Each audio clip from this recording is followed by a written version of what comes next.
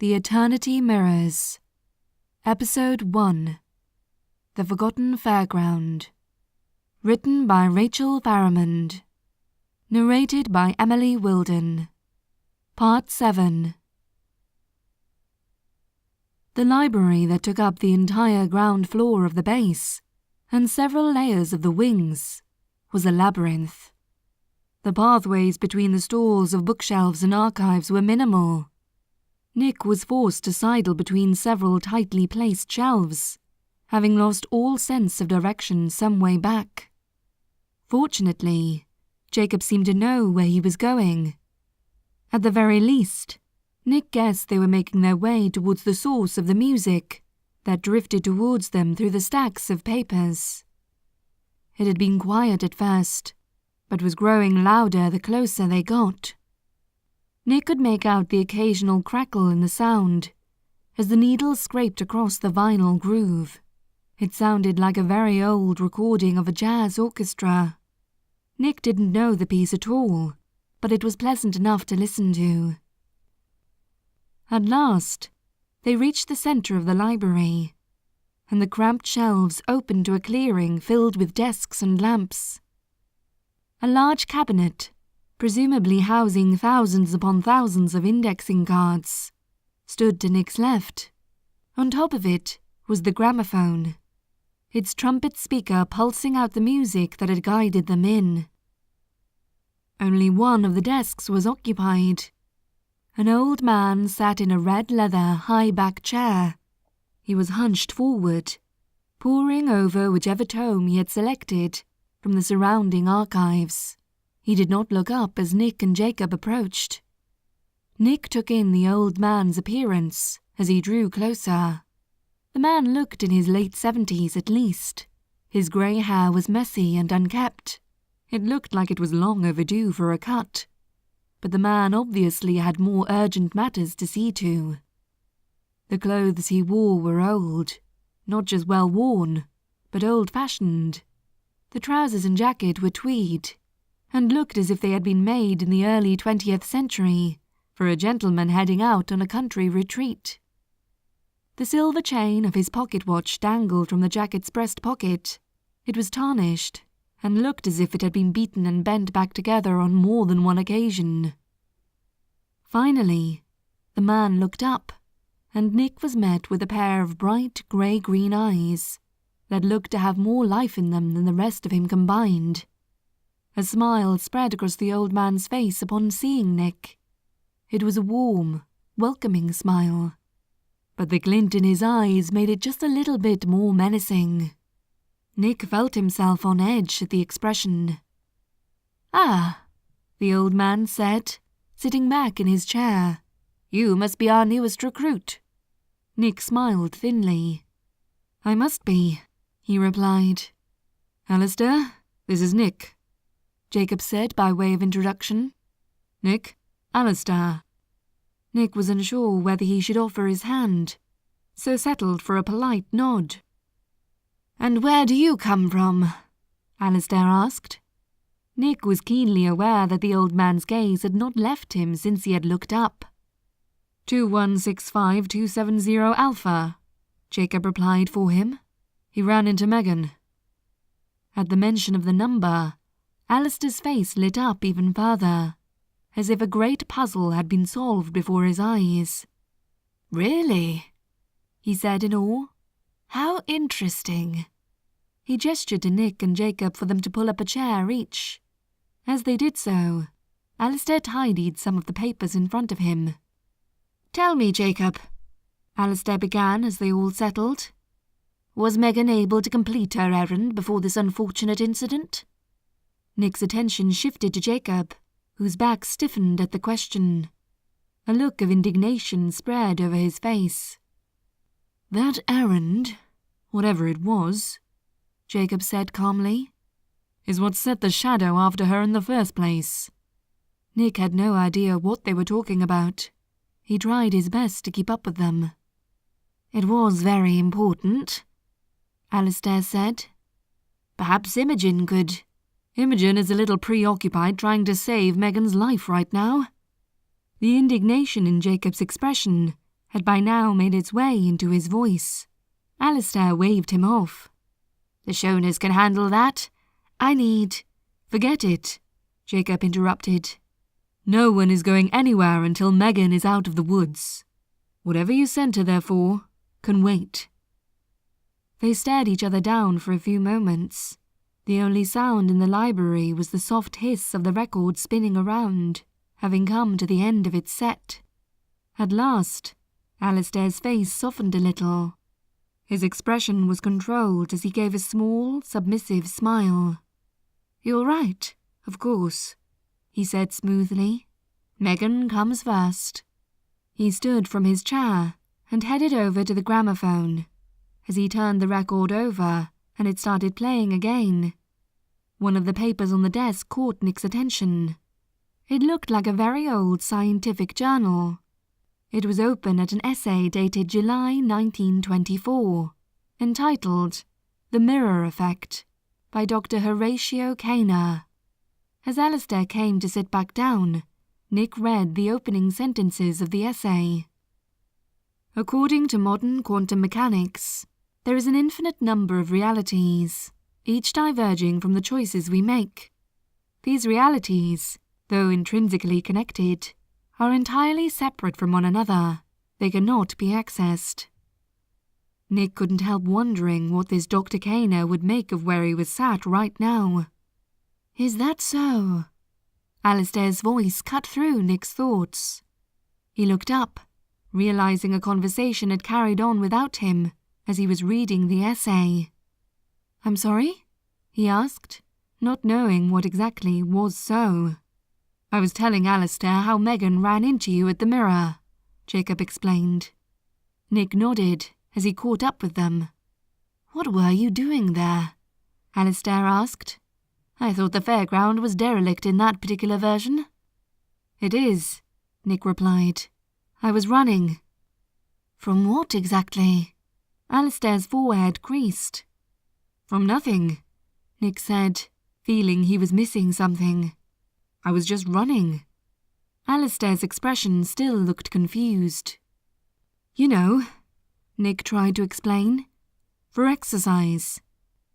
Comprehension finally seemed to dawn on Alistair's face.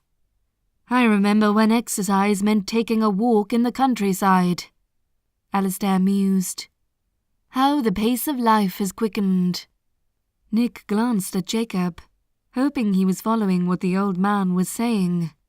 Jacob simply shrugged, but he didn't seem surprised by his ramblings. "And so you saw Megan go through the mirror?" Alistair continued. Nick nodded. "I suppose the shadow caught up with her when she bumped into you." Alistair had begun making notes, as if he were leading a counselling session. "That's the theory," Jacob replied. But Nick felt uneasy. His mind cast back to the dream he had that night, after his encounter with Megan. "What is it?" Jacob asked. He looked at Nick with concern. Nick thought for a moment. "It's nothing," he said, deciding the whole thing felt and sounded absurd. "That face isn't nothing," Jacob replied. "Well," Nick began reluctantly, "I may have actually seen when that thing caught her." Jacob raised his eyebrows in surprise. "Fascinating," Alistair remarked. "You kept this quiet," Jacob said. "It's not like I've had a lot of time to process all of this," Nick said defensively. "I don't even know if this is real or not. I didn't see anything as it happened, but I had a dream about it, and I could see the shadows then." "There was more than one?" Alistair interrupted, his notes now spilling onto a second page in his journal. "In the dream, yes," Nick emphasized. "There were two. One of them stayed behind me, but the other one—" He hesitated. It still sounded beyond surreal as he said it out loud. "Go on," Alistair prompted. "The other one grabbed her ankle just as she went through the mirror. It disappeared with her." Nick looked at Jacob, hoping he wouldn't be angry with him for not speaking up sooner. Jacob just looked confused. And the one behind you?" Alistair said. "What did it do?" "I don't know," Nick answered. "I woke up before it did anything." Alistair's face twisted slightly in thought. Pity," he said, thinking out loud. "I wonder, Nick, if you would be willing to undergo—" "No," Jacob interrupted. Nick and Alistair both looked at him. "No hypnosis, Alistair," he said firmly. "No electrodes, hallucinogens, or sleep deprivation experiments. Not after last time." Nick desperately wanted to know what had happened last time, but part of him was just a little bit too scared to ask. Alistair slumped back in his chair. "You have no sense of fun, Jacob," he said petulantly. The childish comment did not seem to be in keeping with his age. But again, Jacob didn't seem surprised at all. "Will you at least let me talk to it before the Shoners blast it out of her?" Alistair asked Jacob. "What could you possibly want to talk to it for?" Jacob asked in reply. Nick had to admit he was wondering the same thing. "Academic curiosity," Alistair replied. "I'm not sure you realize the scientific opportunity we have here." Jacob let out an exasperated sigh. "Fine," he said eventually. "But you'll have to go through Chris first." Concern briefly flowed across Alistair's face at the thought, but he quickly controlled his features back into a smile. "Very well," he said cheerfully. Chris cared for Megan. That much Nick worked out fairly quickly. He seemed to regard her as a little sister, and so when Alistair barged into the isolation room, intent on interrogating her, Chris had been so unimpressed by the intrusion that Imogen had eventually dragged him from the room. Nick and Jacob stayed behind. Alistair stepped up to Megan. Megan, who had been still and silent since being brought into the room, looked at Alistair and grinned. "We were wondering when you would visit," she said, her voice rough and dry. "Come to say your goodbyes to this one." "Shut up," Alistair said sternly. Megan shrank back a little way on the gurney. "You know who I am?" Alistair asked. Megan nodded. "You know what we intend to do to you?" he continued. Megan's grin grew broader. "Let them try," she said. "Oh, I will. Don't worry," Alistair said. "I'm giving you a chance to leave here peacefully." Megan's expression faltered. "This one encroached," she said. "This one was where it ought not to be. It was our right." "She is under my protection," Alistair interrupted, "and she was leaving." Megan scowled at him and made a sound that reminded Nick of a wolf preparing to attack. "You know the rules." Megan grimaced. "This one broke them. It is our right." Alistair's attention turned briefly to where Nick and Jacob stood watching. The door slid open as Chris and Imogen entered, followed by the Shoners, as they wheeled in the modified defibrillator. "We had a truce," Alistair said quietly to the shadow in Megan. Her face contorted. She spat at Alistair. "No truce," she screamed. "There are too many. They don't belong. This is our right. This one is ours. We will not leave." Alistair sighed. "Then you leave me no choice." He stepped back to allow the Shoners through. Shona 1 started to spread the gel over the paddles, as Shona 2 fiddled with the dials and wires on the machine.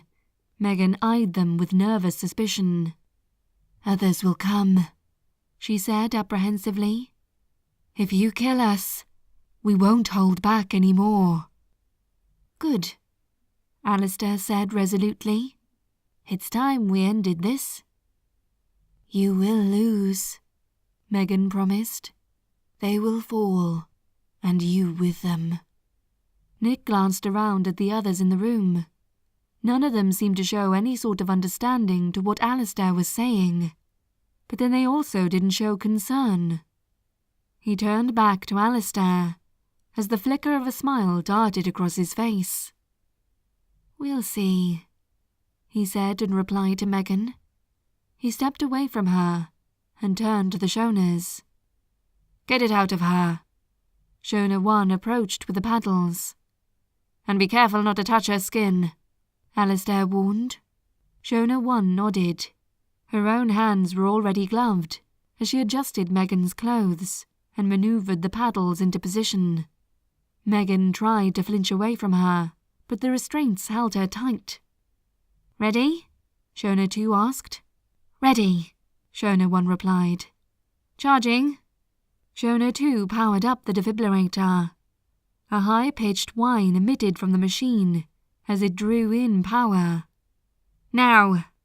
Shona 1 pushed the buttons on the paddles and then backed away immediately. Megan convulsed. An inhuman scream filled the room as black tendrils rose out of her, as if repelled by a like charge. They were completely amorphous at first, but began to gather back into a form that was shaped vaguely like a person. Megan's body lay lifeless and pale on the gurney. The shadow screamed and recoiled away.